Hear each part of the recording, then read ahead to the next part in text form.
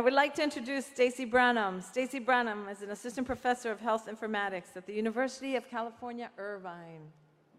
Her research investigates how technologies operate in social settings where one or more people have a disability, yielding actionable design, guidance, and proof of concept prototypes. In a recent partnership with Toyota, she worked with blind, low-vision people to co-design a wearable voice assistant for navigating airports. In another partnership with Google, she co-designed accessible profile images of people with disabilities, which now ship on all Chromebooks, marking for the first time that a person who is blind can choose a representative system profile image for themselves.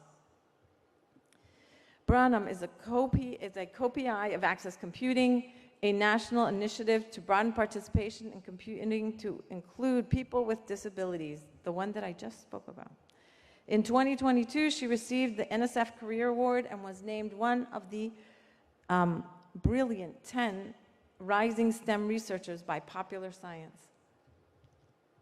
In 2022, she was recognized by a campus-wide teaching award as a digital access innovator, and her alma mater, Virginia Tech Computer Science, honored her with the Distinguished Early Career Alumni Award. I welcome to the stage Stacy Branham.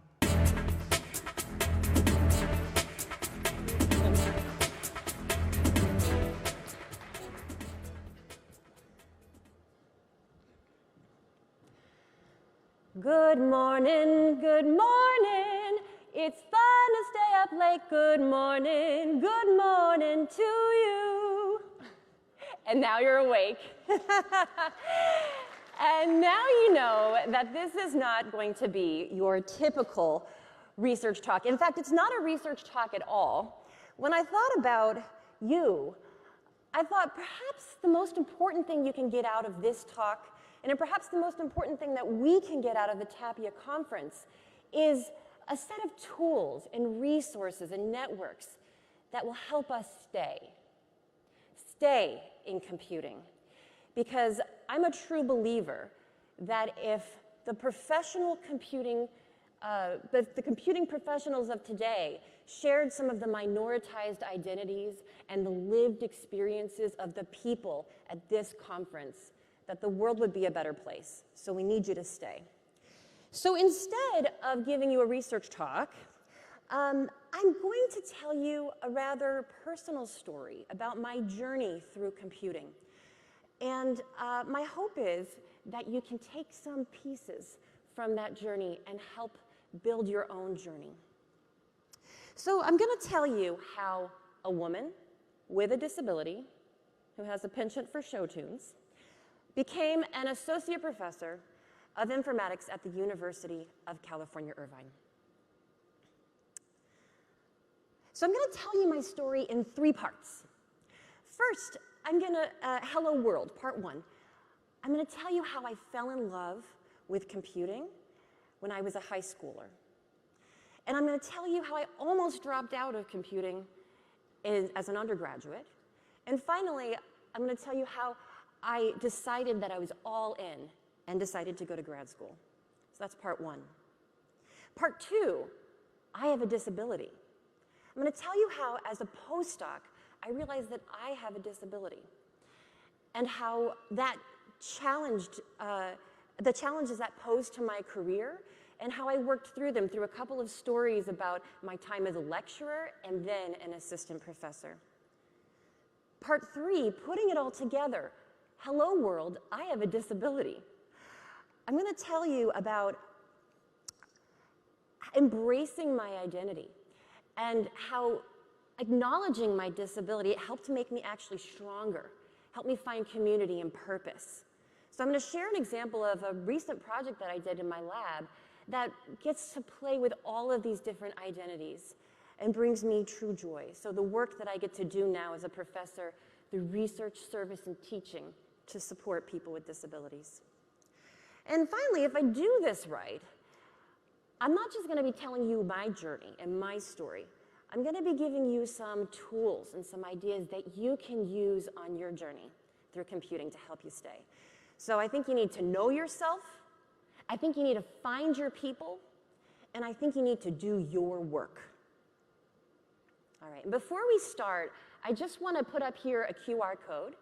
If you take a picture of this, you'll be taken to a group of links. You can view my slides. You can access the Slido. Ask questions during the talk as they come to your mind. Upvote questions about things you want to be answered, about comments you want to share, and other useful links. So go ahead to linktr.ee/my name, STACYBRANHAM, and you'll be hooked up. Are you ready? All right, let's do this. Hello, world, part 1. So let's talk about my early years, high school, undergraduate, and getting my PhD. In 2001, which I realize is a year before many of you were actually born, I took my very first coding class, AP Computer Science A.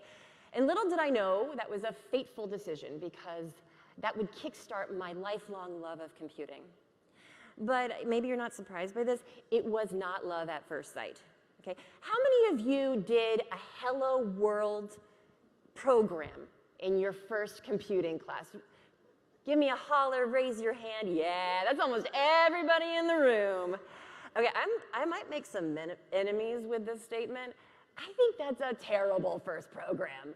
Honestly, I didn't get it. Why did I have to type in like 50 really strange characters that you never use, curly brackets, semicolons, in one window, and then get a hello world out on the other window? I just couldn't understand the point. We have word processors, people. Okay, so anyway, luckily things got better from there on out. We started doing fun stuff. We did a Game of Life program with 2-dimensional arrays. We did a Towers of Hanoi program with recursion. We did, oh goodness, we did a matrix math program where we did operator overloading. I was coding in C++. And we started doing binary counting and math, and I was just jazzed by this. And anyway, I started to love computing because I saw that it was a puzzle. I'm a puzzler. I mean, sometimes it's a very, very, very, very, very frustrating puzzle, but it's a puzzle. And I loved it, and every time I hit compile, and it ran, and I got the right output, it was like a mini miracle just happened. Right? I felt like I was a goddess of digital worlds. I could create the world that I wanted in code, and I was hooked.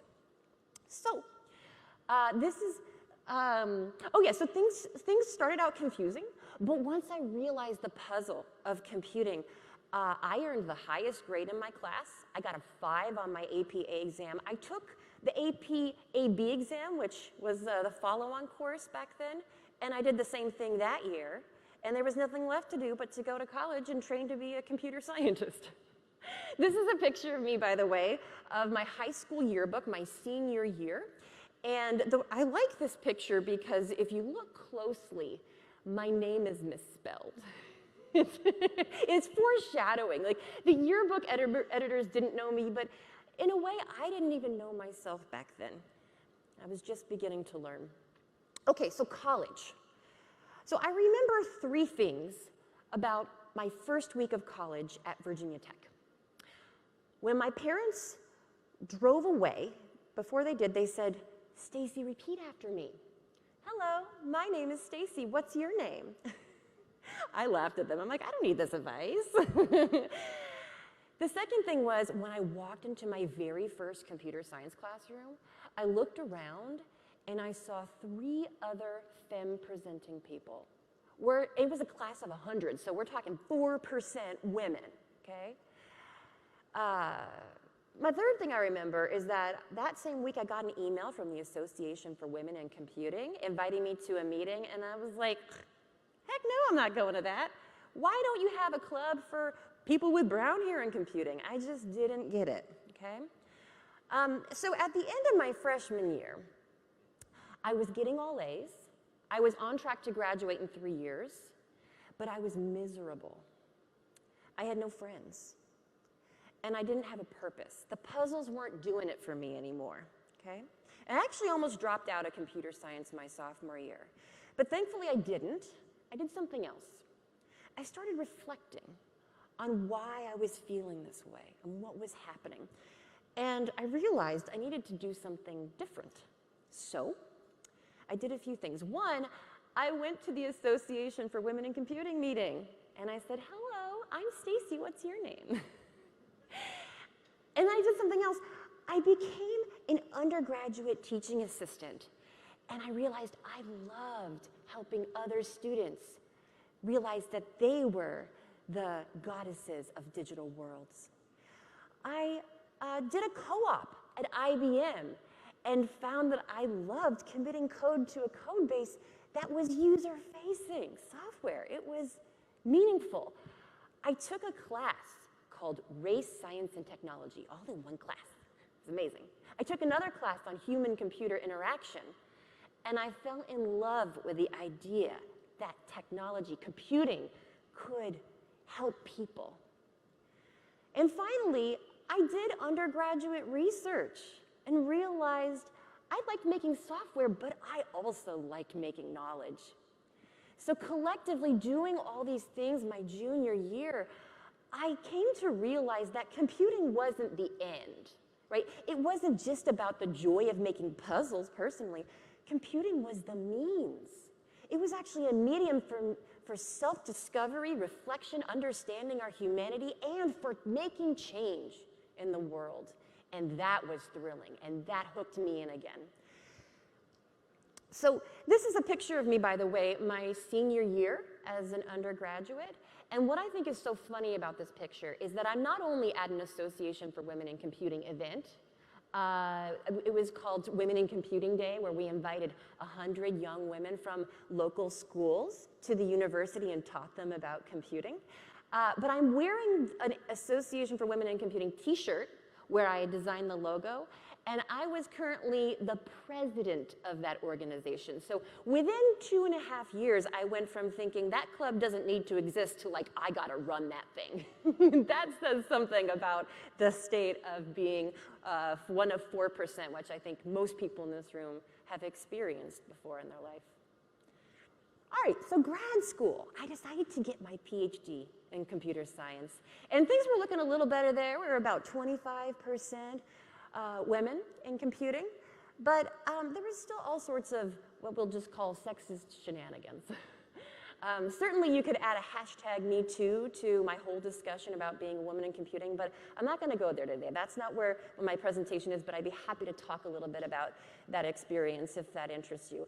But anyway, one situation I recall, it's a bit of a microaggression, was when one of my cis male peers argued with me that feminism had nothing to do with computer science. Shenanigans. And I argued back, but then all of his peers around the table started agreeing with him. So being the stubborn person that I am, I was like, well, let's see who's right. I took an intersectional feminism class in grad school, and you know what? That changed my image of myself again. Because I realized I'm not just a woman in a man's world, but I'm also a wealthy, white person from the United States of America. And all of those different identities layered on top of each other and contributed to my privilege and my oppression. And that was really important to understand. And so again, being stubborn, and to prove my classmate wrong, I actually did my whole dissertation on feminist modes of communication. And, yes, that's right. And you know what? It was good enough for a PhD. So this is a picture of me, Dr. Stacy, leaning in with a stethoscope to listen to the clock beats of my sweet little computer. So, you know, at this point, I thought I had it all figured out. I got my bachelor's degree in computer science. I got my PhD in computer science. Woo-woo. But, you know, my understanding of myself was about to be shaken again, turned upside down. So that brings us to part 2. I have a disability. So this part of my story spans the years when I was a postdoc, when I was a lecturer, and then ultimately when I became an assistant professor. So starting with my postdoc in 2014, I had an opportunity to start a whole new line of research on assistive technology and accessible computing for people with disabilities. You know, I didn't even know what disability was, and I started this postdoc. Of course, I thought I knew what disability meant, but I didn't. And so let me break it down for you, some of the aspects of disability that I came to understand through this new line of work. First, disability, as Richard Ladner just mentioned, can be visible or invisible, right? So I could have a wheelchair, or I could have a neurodiverse identity, or I could have a chronic illness, or I could have a mental illness, right? Also, it turns out that disability is a highly diverse experience, all right? So someone who has sickle cell anemia has a very different experience from someone who's a cancer survivor. And a person who's a breast cancer survivor has a very different experience from someone who's a lung cancer survivor. Okay, so it's a very wide category, diversities within diversity. Not only that, but it's pervasive, okay, as Richard Ladner was just saying. So I'm curious to know from the folks in the audience, do you or someone you know identify as having a disability? Yeah, I'm seeing lots of hands. Almost every hand in the room should go up. So estimates are that anywhere between 15 to 30% plus of people in the United States have a disability. So it's a pervasive, it's widely experienced. And finally, disability is extremely fluid, okay? This really broke my mind when I learned about this. So you can have a permanent disability, right? Like maybe you're born with cerebral palsy.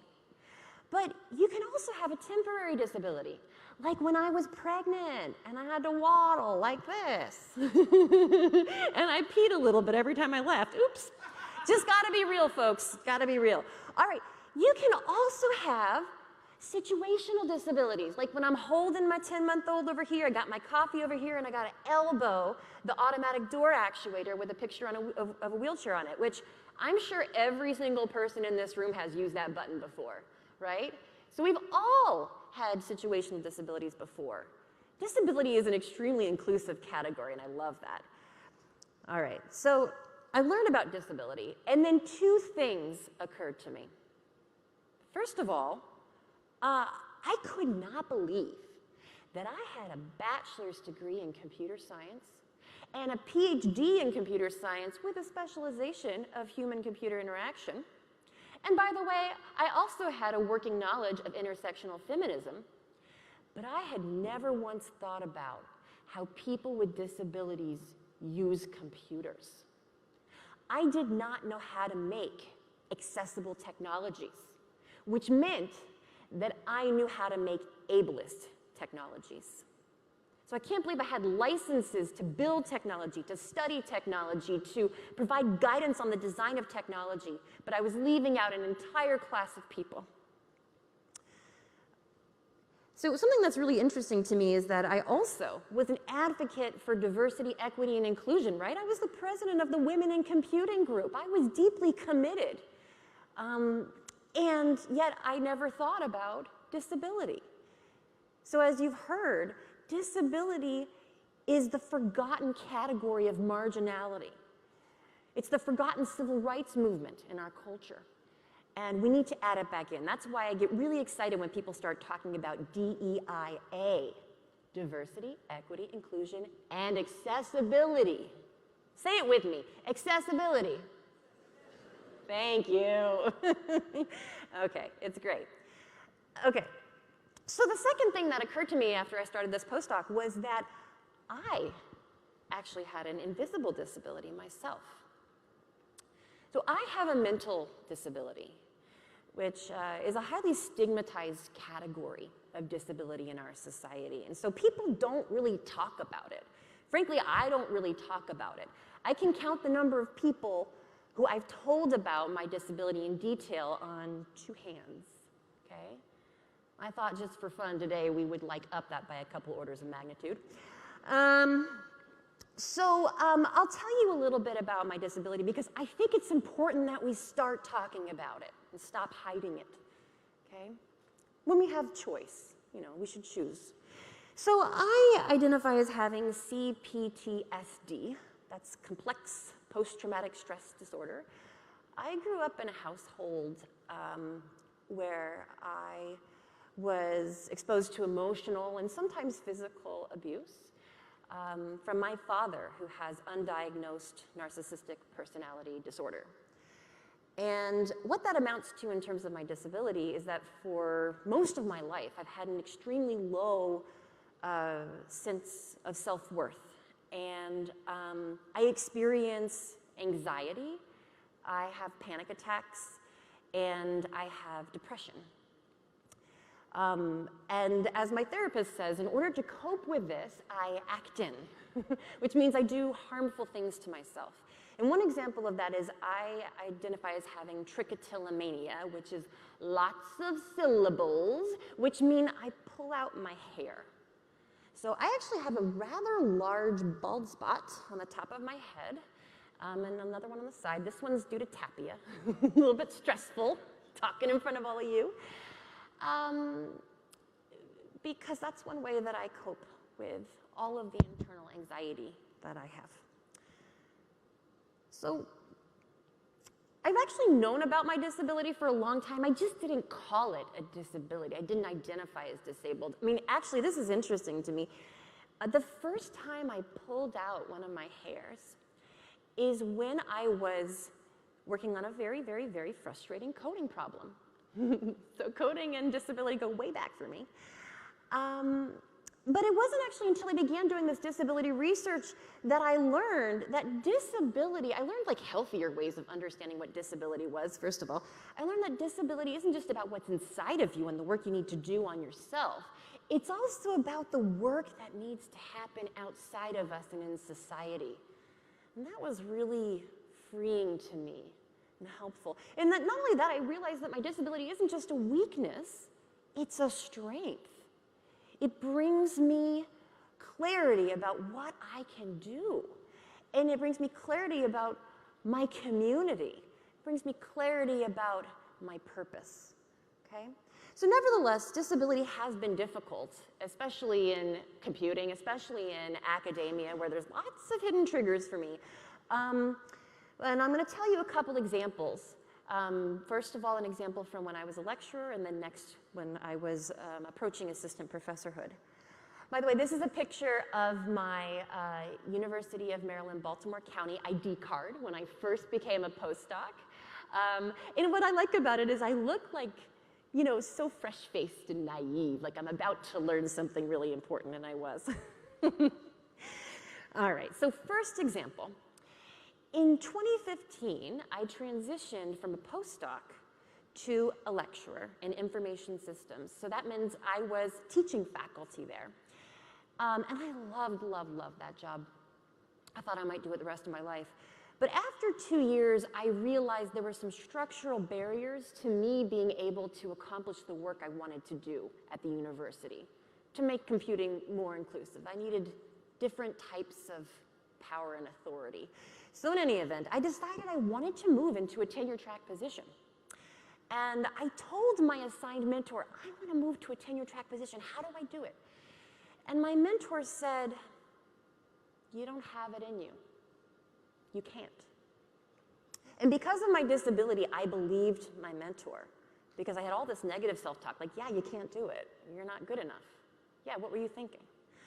And because I was experienced depressing and I knew that something wasn't quite right, I actually reached out and found a therapist, my current therapist. She's amazing. Never letting that one go. And I started talking to her about what was happening. I thought I just was like, unhappy in my career, but she really started pulling back the layers and helping me understand this wider context about my disability. And she said to me, don't listen to that mentor. That mentor doesn't have the last say in your narrative. You know what you need to do? You need to find a mentor who believes in you and is gonna support you. And I did, okay? And that is how I got to be an assistant professor. By the way, this is a picture of me. I love this picture because I'm in the office. It's 1 month postpartum, so I just gave birth to a baby, and she's in my, I guess that's my, my right arm, my left arm, and I'm holding a drill in the other arm. And I like this because I am exhibiting the permanent, temporary, and situational disability while wielding a power tool all at once. All right, we got this. So my second example of how my disability has impacted my career, and there are many, many, many more, I just want to give you some samples, is in 2017, I was preparing for a really important talk as I was entering the job market trying to find a tenure track research position. And because of my disability, I was really terrified of this talk, okay? The week leading up to the talk, I stopped being able to sleep at night. And I also started experiencing acid reflux, so I felt this knot in the back of my throat. And not only that, the night before I gave my talk, I thought my talk was so horrible, I needed to rework it, so I actually rewrote the whole thing and stayed up all night, didn't get any sleep. And then after I gave my talk, people started coming up to me and giving me praise and inviting me to their university to give talks. And I was so sick that I thought that they were mocking me because I couldn't believe that I could give a good talk. Okay, so I realized that wasn't right. Something was wrong. So I went back to my therapist and we talked about this. And she'd been telling me, you know, maybe you want to try to look into taking some anti-anxiety medication. And I was really nervous about that because taking medication would be another level of admitting my disability and really leaning into it. But finally I gave it a try. And slowly over time, with therapy sessions, with medication, I got better. So I want to tell you, I love you all, but I did not rewrite my talk last night. I got a solid 6 hours of sleep last night, which is pretty good considering we're at a conference, right? Things are getting better. It's great. So this is a picture of me, by the way, just a couple days before I gave that big talk. And what I find fascinating about it is I look all calmness and happiness. That's what invisible disability is, okay? All right. Is anyone sleeping? Raise your hand. I'm doing a good job then. Okay, great. All right, part 3. Hello, world. I have a disability. Hello, comma, world, semicolon. I have a disability, exclamation point. Okay? The semicolon because, well, I'm an academic, I love semicolons. But semicolon because these are not two separate sentences. And the exclamation point because disability brings me joy, disability brings me community, disability brings me purpose. Okay? So when I wrote my first Hello World program, I actually interpreted that as the computer saying hello world. Hello world. It's my best computer voice. But that wasn't it at all. It's always been me. It's always been you and your voice. And so I no longer think that that program is complete without this last bit, okay? Because we're always bringing our identities with us. We can't leave them at the keyboard, so to speak. And once I acknowledged this, the world opened up. So I just want to share with you one way in which this is the case, one project I recently worked on, and how I'm able to really live fully my identities together with my identity as a computer scientist. Okay, so I'm going to tell you a little bit about the 3 things that we academics do: research, teaching, and service, and then we'll be done. So in 2018, I fortunately became the dissertation co-advisor to one Ali Abdurrahmani, who's going to be very embarrassed in a moment because he's in the audience, I believe. You know, Dr. Abdurrahmani, he is a doctor now. And by the way, he is on the market, so grab him up, okay? Ali is legally blind, and he had this brilliant idea. He thought that smart speakers which are usually pretty dumb, smart speakers can do more than just set timers and play you music and set alarms. He thought that smart speakers could do real work for people who are blind or low vision. Because they're mainstream, that means they're cheap, that means they don't out you as having a disability, and by the way, they're natural for someone who's blind to interact in a speech stream, right? Non-visual. Okay, so he did this great thing. He went out and interviewed 14 people who are blind and low vision, and he asked them about smart speakers and the opportunities for smart speakers. And one of the important things he found was this opportunity space for using voice-based interfaces for navigating large indoor spaces like these, like airports, like convention centers, okay? And the other thing that we did after he realized this opportunity is we got some funding from Toyota, and we started co-designing and building and realizing Ali's vision. So we did more interviews, we did focus groups, we did co-design sessions, and we even did some design workshops with people who are blind. And we developed a navigation, we prototyped a navigation voice assistant that we called Jamie. So here's a picture of Ali holding his 4 favorite smart speakers. He's appreciating his advisor so he can do research. and a picture of the Jamie system, which is a wearable that you can put on your backpack strap or your arm or your luggage and connect it to your Bluetooth earphones so you can navigate using your voice. Hey, Jamie, where's the bathroom? Okay, so let me tell you a little bit about service. Because right after we got to that point with our prototyping, the pandemic hit. And we realized that the sort of futuristic navigation tech we were developing wasn't going to help blind people in the community who needed help now. Okay? So we reached out to a local community advocacy group, an independent Center for Independent Living, which is an amazing nonprofit entity that is run by people with disabilities to enable people with disabilities in their local community to live independently in their homes instead of in institutions. So we started partnering with this Center for Independent Living called Dale McIntosh Center. And we said, is there anything we can do? And they said, yes, there is. And what we ultimately did with Toyota and a partnership with the IRA company. IRA is a company that offers what's called remote sighted assistance. A blind person can take out their cell phone, they can point it at their environment, and a remote sighted person will visually describe it so that they can have access in moments of critical need. So we worked with these different collaborators, and we provided over 400 blind and low vision people unlimited access to the IRA app, which is usually too expensive for most blind people to afford, for an entire year during the pandemic, and they used over 200,000 minutes of that app.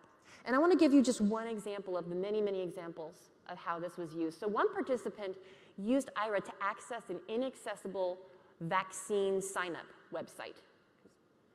And then, after they signed up, they used IRA to navigate to get their vaccine.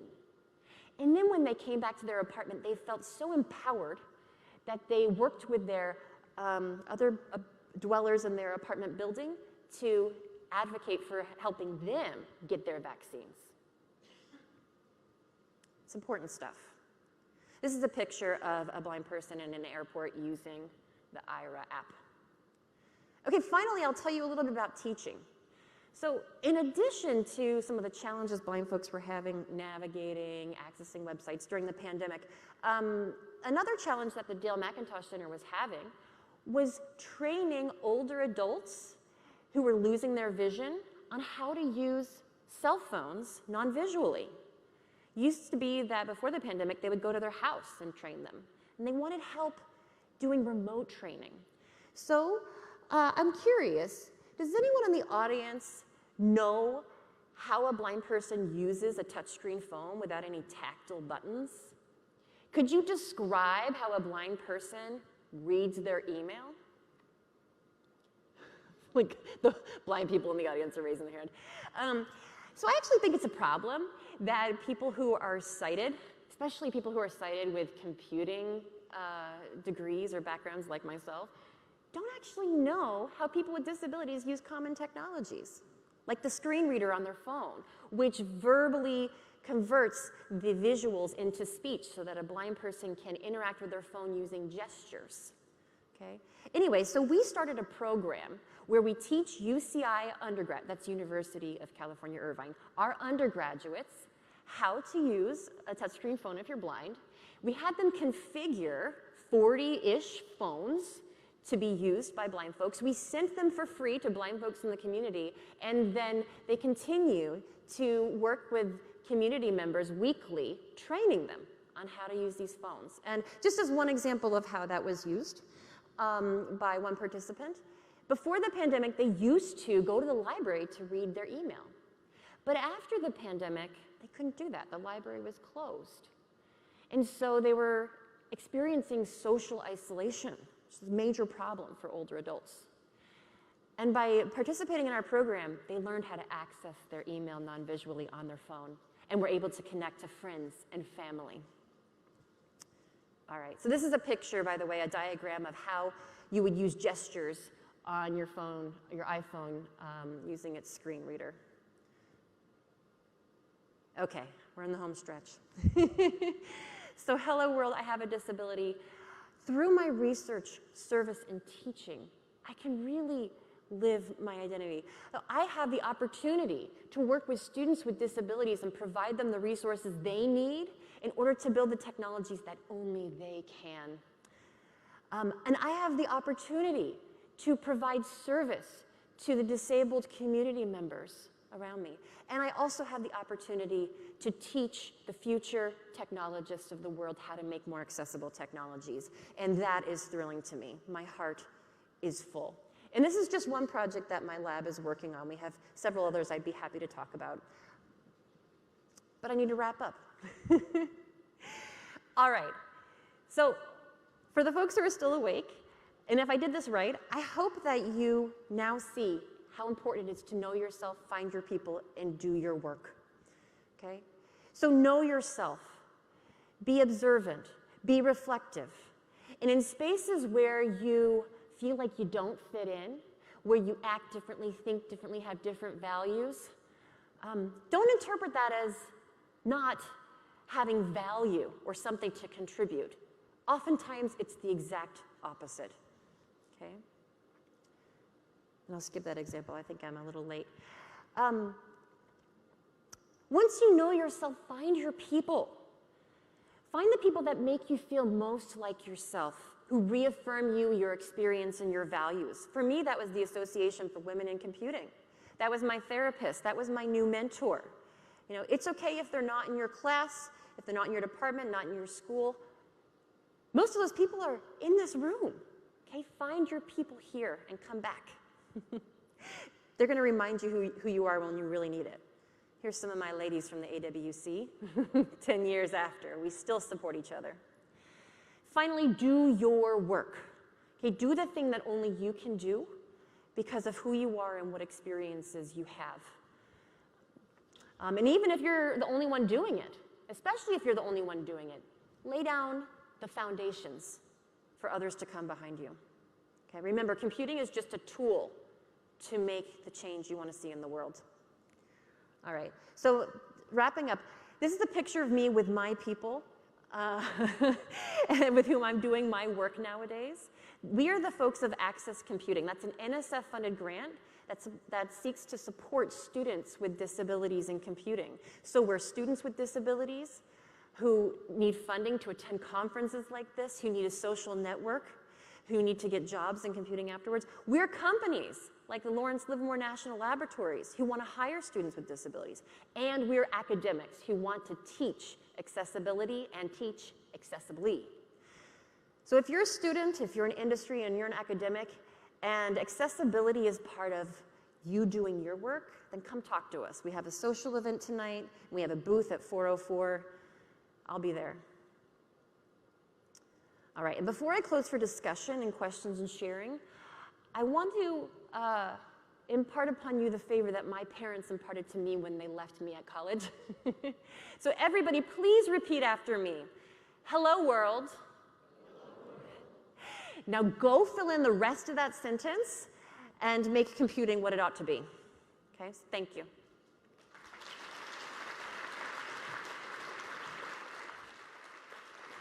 Thank you.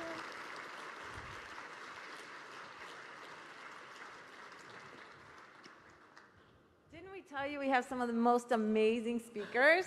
Oh my gosh, thank you so much, Stacy. That was phenomenal. And this is a place where you hear their personal stories. So there's a few questions I have here from the audience. So from Sam R., while many people have a disability, those disabilities have different impacts, especially on the ability to participate in computer science. Yes. Should we make distinctions? Oh, absolutely. Absolutely. Distinctions need to happen at all sorts of levels. Okay, not just at the level of the disability category, but also at the level of the individual. Remember, I'm an intersectional feminist. That means I think that multiple identities can compound and interact with each other to affect the oppressions that you experience. Okay? So I do think we need to draw distinctions, but I also think there's great power by coming together, okay? And looking beyond those differences and seeing our commonalities, okay? We have to hold those two things at the same time, which can be hard. We have to remember we're stronger together, okay? We're stronger together if we share notions of disability and ideas of disability. We're stronger together if we work across identities to realize, a rising tide lifts all boats. We need to work together so that all of us can thrive and work together. We're getting lots of questions. The Slido app is working. All right, so and you guys are voting. So here's the next high one on the list is Khalil. How can we in computing learn more about disabilities in a way that doesn't put all of the burden on people with disabilities to explain them to us? Oh, thank you so much for acknowledging that invisible work that we do when we have to explain our minoritized status to other people. Some people are willing to do it, and it's a joy, and it's a privilege to be able to explain our stories, but it's not always the right thing to do at the right time. Like, I did not give this talk before I got tenure, frankly. I did not feel comfortable saying I have a bald head, so I guess what I want to say is we need to really acknowledge that if we want to be inclusive and really walking the walk towards equity, that we can't just focus on our identities. We need to educate ourselves about other people's identities. We need to find those commonalities, and we need to take steps, little steps at first, towards doing better, okay? So every year, even though I'm an expert on accessible computing, I'm learning new things. There's always room for growth. And so just ask yourself, what's that first little step I can take to start to open my mind and better understand the experience of those other folks? Maybe realize that it's not so different than mine, and we can work together. Great. Oh, they're coming in like... as someone with an invisible disability, I often feel like I don't belong in the same group as those with visible ones. How can I access computing help me? How can access computing help me? Oh, I sometimes feel a little bit strange myself saying I have a disability, but I got over that. I'm way over it now. Because you just have to acknowledge there's all different types of disabilities. They affect us different ways. And that's okay. But disability still has something useful to provide us. So I think in terms of access computing, as Richard Ladner just said, we welcome people with visible and invisible disabilities.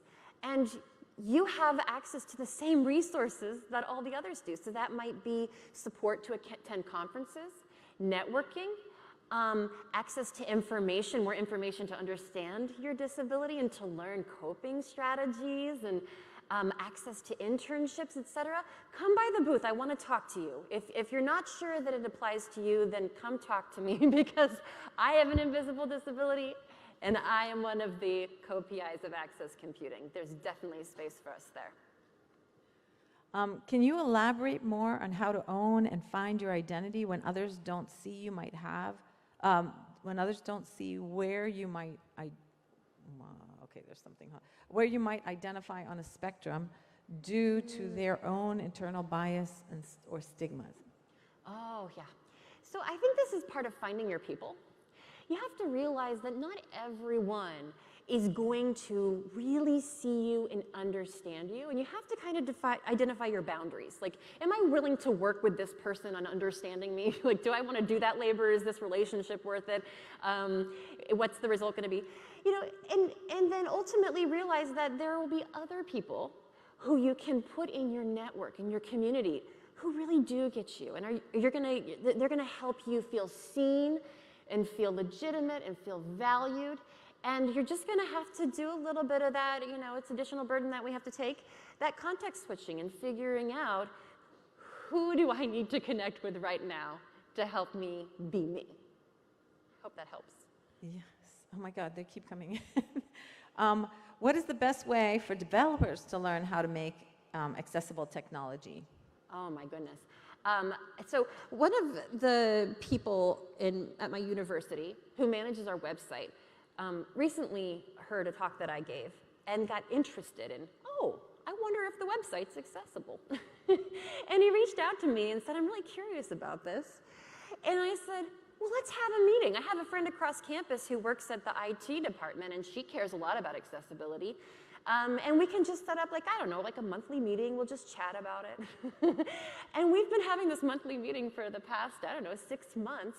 And little by little, we're just doing like little training sessions and pointing to resources. Find a community. I'm a big fan of finding a community. Like when I wanted to run a half marathon, I found 4 other suckers who wanted to wake up at 6 a.m. with me and train, you know? And when you want to learn accessibility, go find people who care about accessibility and group up with them and make it a social event, and you'll learn in your community. Great. You just answered a couple of other questions. Oh, nice. Great with that. 3 birds, 1 stone. It was like create. No birds were harmed in this talk. Okay. Yeah. How can educators better support those with disabilities in the classroom, especially with invisible disabilities? Oh my gosh. Listen to them. Listen to the Disability Service Office. You know, it's really tragic, but I have heard of cases where a blind student worked with the Disability Service Office on campus to ask a professor to provide accessible course materials, and the professor never provided them, and the student had to drop the class. So that's an extreme. We need the faculty to actually do their work, and we need the institutions to actually put some teeth into their policies for accessibility.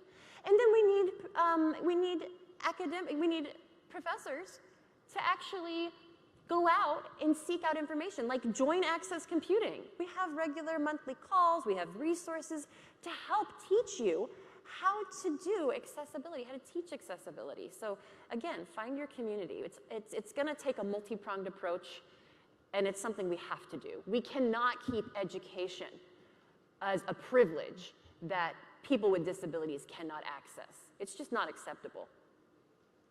Totally agree, completely. Thank you so much. It was a fantastic Thank you so much. Thank you.